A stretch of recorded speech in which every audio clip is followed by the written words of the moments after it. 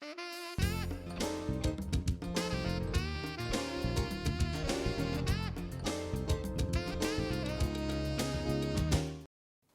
and welcome to another edition of For the Record. I'm Sean Murphy, a returning guest to the show from Donate Life Connecticut. She is the director. She is Carrie Mull in our first segment. First of all, welcome back to the show. Thanks, Sean. Thanks for having us.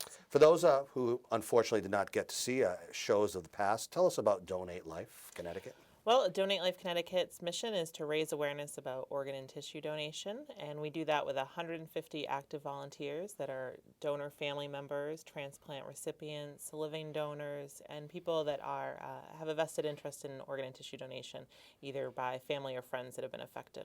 How big of an issue is it as far as organ donation? Is it like sort of panic mode where we really need to get people involved so that we can get donors? It is actually. Every day, 19 Americans die waiting for an organ transplant, and that's a pretty staggering number when you consider that these people could live if there were just enough donors available, and that's the problem. We do have a donor shortage. One of the big things that we always seem to hear regarding organ donation is the list that you have to be on, and it seems like it's a long list, and a lot of times it can be touch and go whether you have time enough. That's real, isn't it? Yeah, it really is. So nationally, we have about just under 130,000 Americans waiting for an organ transplant, and here in Connecticut, we have 1,468 people waiting for a transplant, and that's men, women, and children. People of all ages are in need of organ transplants. These people have no other way of surviving unless they receive a transplant, long-term survival without receiving a transplant. And unfortunately, there's just not enough donors to ensure everybody lives. What's the reason for that? Is it that are people afraid? Are they scared? Are they think that their life will become more in danger if they donate? Or they just simply don't understand? I would say it's both. The major myth that we have is the one that you just spoke about, is that if I'm registered as an organ and tissue donor and I have it on the little heart on my license, possibly I won't receive the best care in an emergency situation. And of course, anyone that's had any sort of emergency ever happen to them or a loved one knows that medical professionals do all they can to save that person in front of them, regardless if they're a donor or not. Someone could watch the show and say, you know what? Yeah, I want to be a donor. I want to be involved. But it's not as simple as that. You have to meet certain criteria, right? So anyone's eligible to be an organ and tissue donor, and all you have to do is register online at donatelifenewengland.org, and that's a place where all New England residents can register as a donor. Alternatively, you can also register when renewing or receiving your driver's license at your local DMV or AAA office. So we encourage anyone that's considering registering as a donor to do so and leave whether or not they have the ability to at time of death up to the medical professionals. And it's just a wonderful gift to give someone else, to give life to someone else when yours is over, and it saves another family from going through the heartache of losing a loved one. And it's like you said, there's not like a diabolical, mad scientists in labs going, ooh, an opportunity to harvest organs, woo-ha-ha. It's just not like that. No. And people are concerned about that. Yeah, they are, and there's really no. If that was the truth, we wouldn't have an organ shortage, right. would we? So right. It's absolutely all attention is given to the person that's in need in an emergency situation to save their life, and if it is that they cannot be that they won't live, it's possible they could help someone with organ and tissues.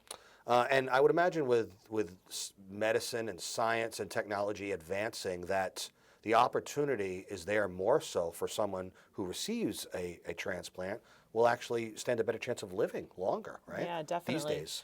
Some of our volunteers have had transplants for decades. So one of my volunteers, Al, from Western Connecticut, is a kidney recipient. He received a kidney 35 years ago and is still alive today because of that one transplant. Now, as part of that, his genetics in the sense of keep himself healthy, do the common sense things that you need to do to take care of yourself, and your body, as they say, will take care of you too, right? Surely. So many of our recipients discuss how they really want to keep themselves in the best health as possible through exercise and eating, just to honor their donor. Their donor gave them the greatest gift of life, and Excellent only point. they're allowed life because of this choice, because of this donor's choice. And so they really want to honor that person, and by and keeping the organ as healthy as possible. I mean, wouldn't that be the ultimate slap in the face if you got a an organ donation, and then you kind of live the same lifestyle, and then you're kind of just you really didn't make a lifestyle change. You're just kind of traveling down the same road again. Inevitably, the same thing will end up happening again, right? Surely, but most people that are on the transplant waiting list are waiting for an organ because of something that's genetically wrong with them, that or something that happened genetically that Right, they have, and some not sort of just their- condition, not a lifestyle choice necessarily.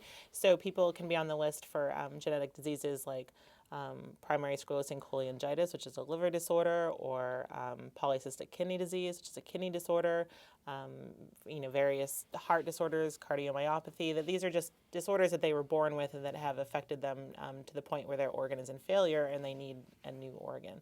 And certainly they made no choice to cause that failure. How is it with children or babies even? I mean, that I would imagine even more scarce, right? Yeah, it really is, because if you think about it, as we grow from children to adults, so do our organs inside of us. And so, an infant that is in need of a heart transplant couldn't really receive a heart from you or I. We're Right. just physically, the organ is too large to fit inside their body. So the unfortunate reality is that children, especially young children waiting for transplants, are often receiving transplants from children that have accidents or some sort of condition that causes them to pass. And that really is the ultimate gift, is to, care enough about someone else to let your child save another child. Right. I mean, it's one thing, for you to donate your own organ, but if you're willing to do it, for your child that may have passed, that's, you're right. The best way to describe it is the ultimate sacrifice. But think about what you're doing, for somebody else's life, a child that could grow up. Right. And we have in our, as I mentioned, 150 active volunteers that are trained to share their stories and to educate the public about what organ and tissue donation is.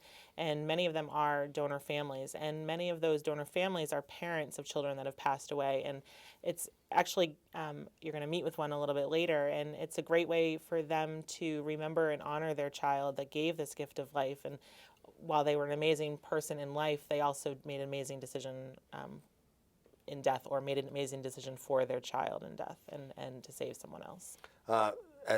Again, about the advancement in research and just medicine and science, our bodies accepting organs easier nowadays? Because there was always a concern of rejection, and I don't understand how it works exactly, but over the course of time, has that improved? Well, certainly medical advances are huge, and there's always going to be improvements. But every organ transplant recipient will take immunosuppressant drugs for the rest of their life. So medication that suppresses their immune system as to less likely reject any organ. And those are, pharmaceutical companies are constantly working on medicines that will improve the longevity of a organ success.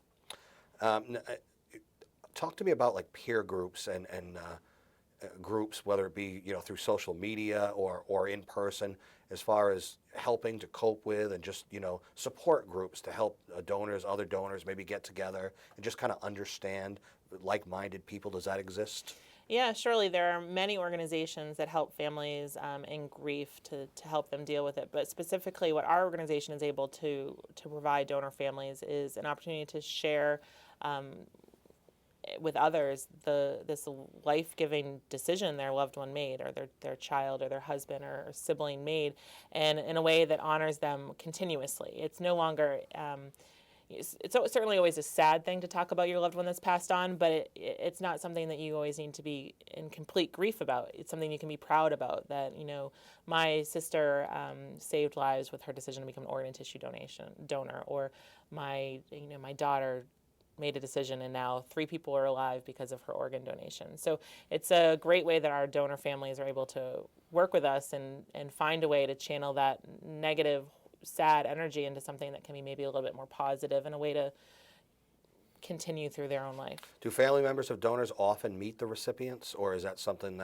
is it a choice, or do they normally stay apart because it's a reminder kind of a thing, or how does it work? I would say maybe a quarter of the people that I work with know their counterpart, or have had communication with their counterpart, meaning that if I'm a donor family member, I could write a letter anonymously with no identifying traits and pass that on to the agency that does the organ recovery. And they'll kind of proof it and then pass it to the transplant center, to the did the transplant for the recipient, and then the recipient could write back through those same channels. And so it's an anonymous correspondence at first until both parties decide that they would like to meet or talk directly.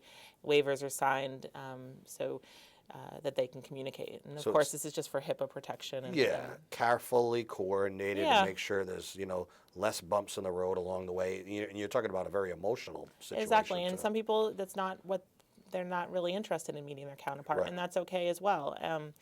Some people don't know what to say or how to act, and our organization is just about making sure that we're raising awareness in a positive light, that donation really truly does save lives and is in a positive experience for both sides of the story.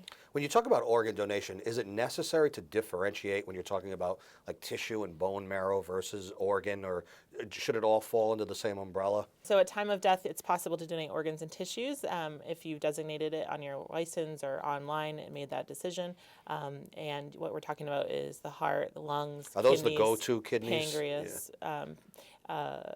They go to kidneys. Well, as far as like the most popular, the things that are in need the most. Well, 85% of the list is waiting for kidneys, and so that's definitely the most needed organ. And it's important to note that you can donate a kidney and still live a normal life with one kidney, right? Absolutely, and so that's another part of our organization, is that we have a lot of living donors, people that have made that choice to give one kidney to someone else in need, or you can actually give part of your liver to someone else in need. So the liver can regenerate, and so it's possible if you needed a liver and we were a match and we went through the whole process together, that I could donate part of my liver to you and it would regenerate in both of us and we would both live happily and healthily. Oh, so your liver would grow back, the part that My you liver would donate. grow back and the liver part I gave you would grow into a full liver for you. That's pretty cool. Yeah, I it's like really that. an amazing way, and then it's an opportunity to give life during life. Before we run out of time, I know you have events coming up throughout the course of the year, and I think the next one for you is August, right? Mm-hmm. Is that a fundraiser? Is it kind of an awareness event?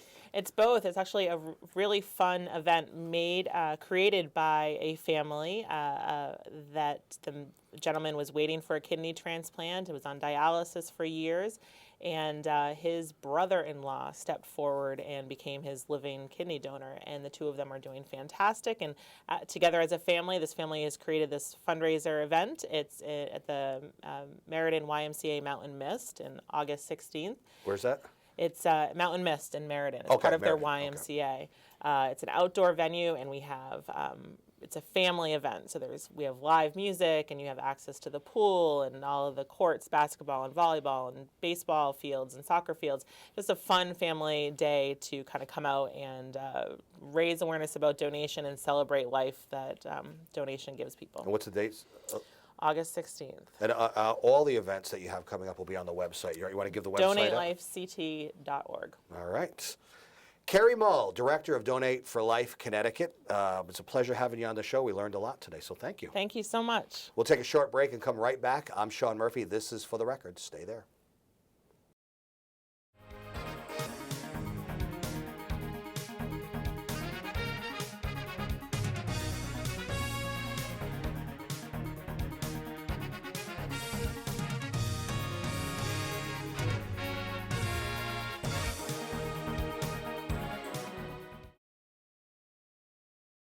Welcome back to For the Record. I'm Sean Murphy. My guest in the second segment calls himself a donor dad, and that's exactly what he is. His name's Peter Kupchak. Welcome to the show for the first time. Thank you for having me here. I think it's always important when we talk about these things regarding, Carrie in the first segment, she's a director for Donate for Life. You lost a child. You got. It's always things like that. When there's a personal experience that happens to someone in their life, that it really is a catalyst to get them involved more. And that's exactly what happened with you, right? It is. Tell us your story. Well, my daughter, my only child, Jessica Marie, passed at 24 years old. She suffered a severe asthma attack on November 17th, 2002. She was living in New York City. She had just graduated from Adelphi University, and she wanted to be on Broadway. She was a dancer. And she was living a wonderful life. And on November 17th, she did suffer a severe asthma attack, was rushed to the hospital. She was declared brain dead on November 23rd. My daughter Jessica was a registered organ donor in the state of New York. I do remember when she got her New York driver's license, she had called me, said, "Dad, you know, I'm never coming back to Connecticut. I'm going to get my license in New York." And I said, "Yes, I know that." And I became a registered donor, just like you are.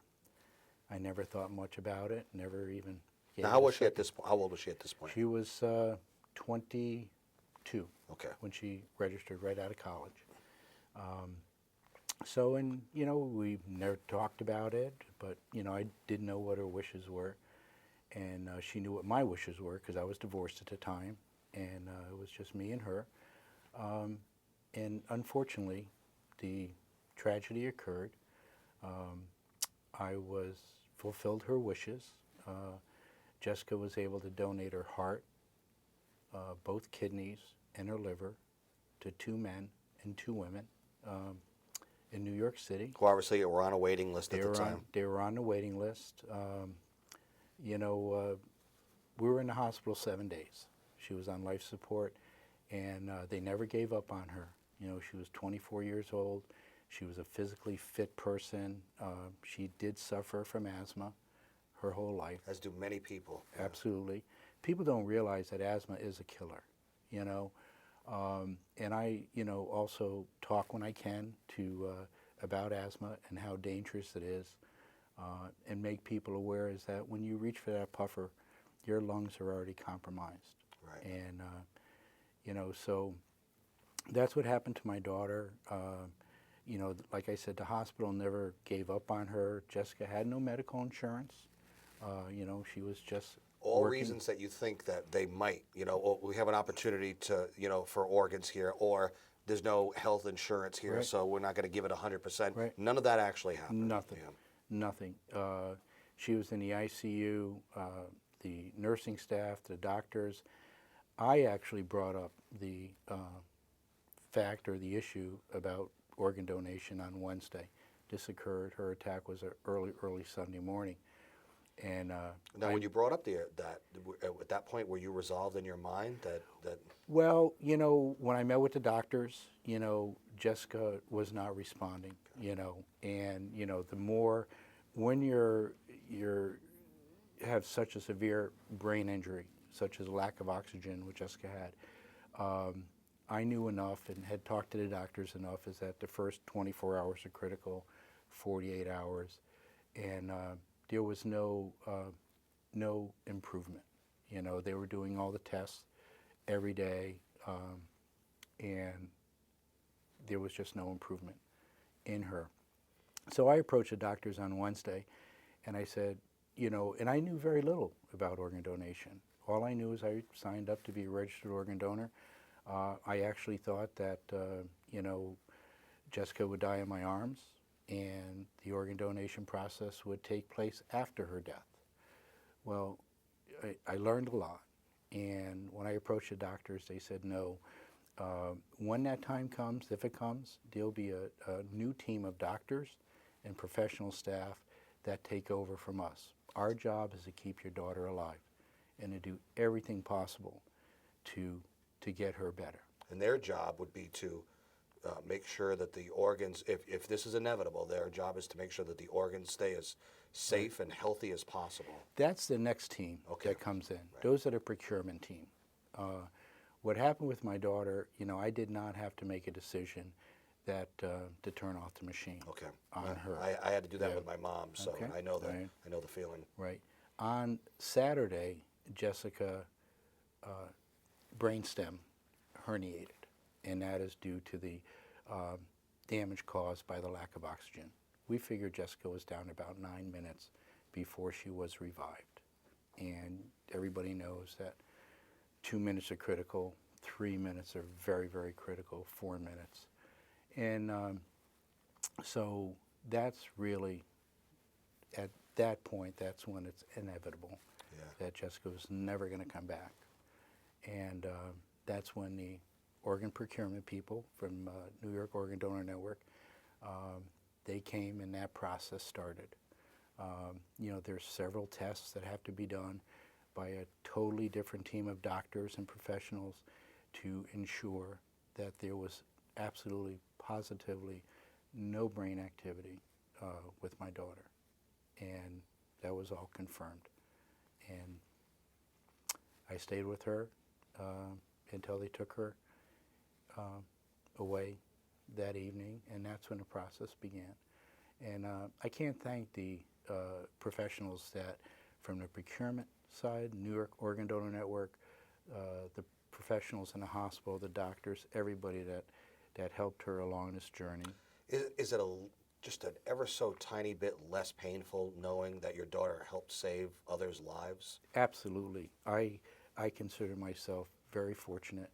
Unfortunately, there's parents out there that they don't know how their children died or didn't have the opportunity to spend that time with them. Even though Jessica wasn't responsive, you know, I talked to her every day, I held her hand every day, I played music for her every day. Yes, and I'm so proud of her at 22 years old that she was able to make that decision.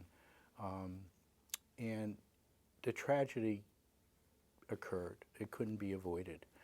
And I'm so proud that she gave the gift of life to 2 men and 2 women, complete strangers. Yeah. The ultimate gift of that any one person can give to another person.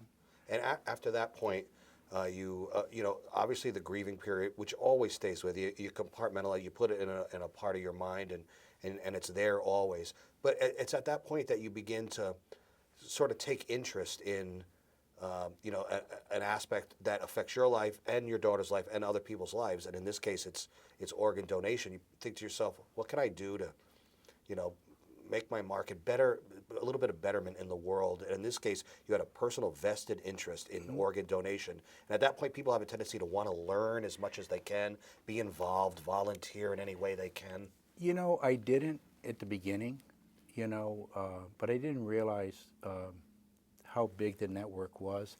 And I really have to give credit to New York Organ Donor Network, who guided me, supported me for an entire year.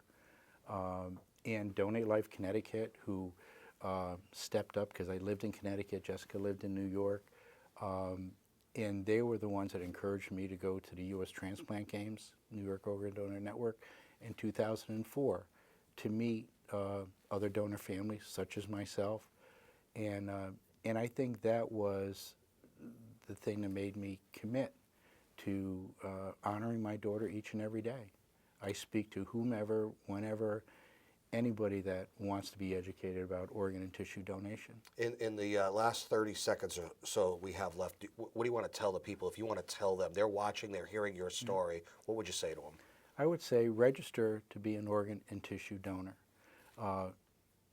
We hope that you never have to be, but tragic events do happen each and every day.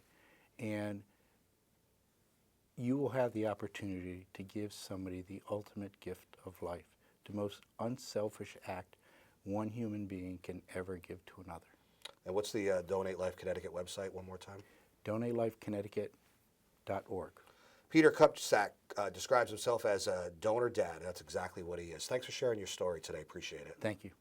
That is our show for today. You can see this show and many others on our YouTube site. I'm Sean Murphy. This is For the Record. We will see you next time. Take care.